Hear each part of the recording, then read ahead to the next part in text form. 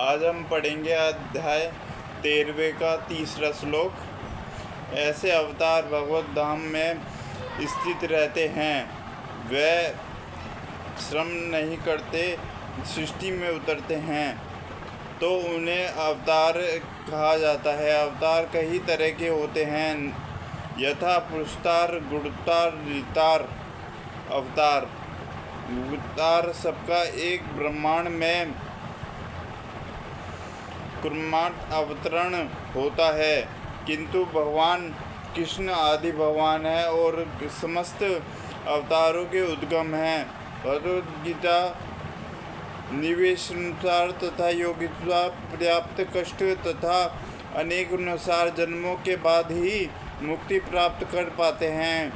इतने पर भी उन्हें जो मुक्ति भगवान की निराकार ब्रह्मज्योत में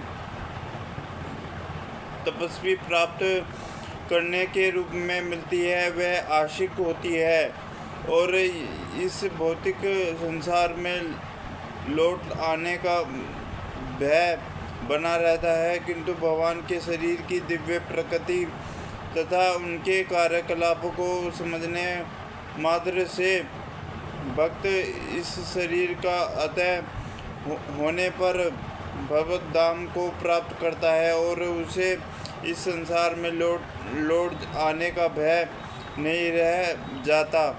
यह बताया गया है कि भगवान के अनेक रूप तथा अवतार हैं।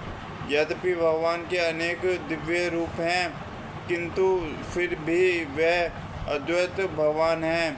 इस तथ्य को विद्यापूर्वक समझना चाहिए। यद्यपि यह संसारी विद्वानों का ज्ञान योगियों के लिए अध्याय है, जैसा कि वेदों में कहा गया है।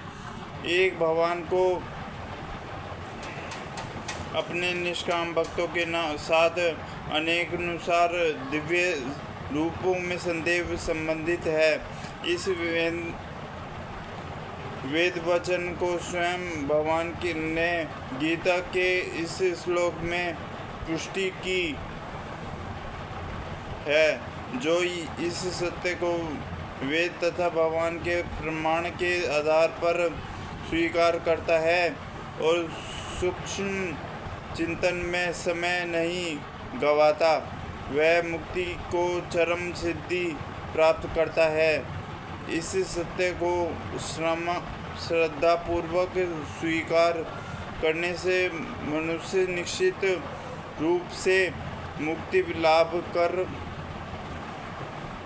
सकता है। इस प्रसंग में वैदिक वाक्य लागू होता है, जो कोई भगवान कृष्ण को परम ब्रह्म करके जानता है तथा या उनसे यह कहता है कि आप वही परम ब्रह्म श्री भगवान हैं, वह निश्चित रूप से अविलंब युक्त हो जाता है। फलस्वरूप उसे भगवान की दिव्य संगीत की प्राप्ति निश्चित हो जाती है। दूसरे शब्दों में ऐसा श्रद्धालु भगवान सिद्धि प्राप्त करता है। इसकी पुष्टि निम्नलिखित वेद वचन में होती है।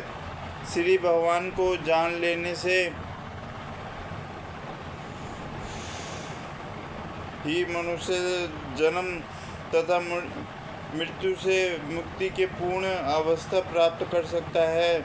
इस सिद्धि को प्राप्त करने का कोई अन्य विकल्प नहीं है।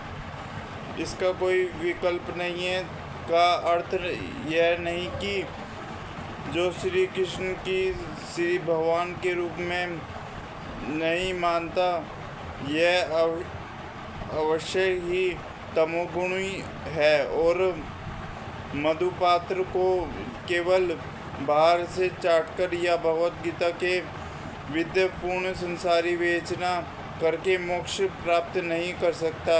ऐसे सूक्ष्म दार्शनिक भौतिक जगत में महत्वपूर्ण भूमिका निभाने वाले हो सकते हैं, किंतु वे के अधिकारी नहीं होते।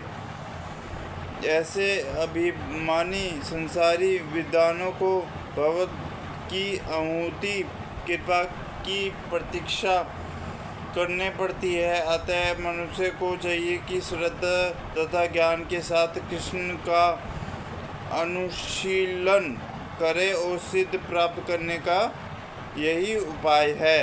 हरे कृष्णा।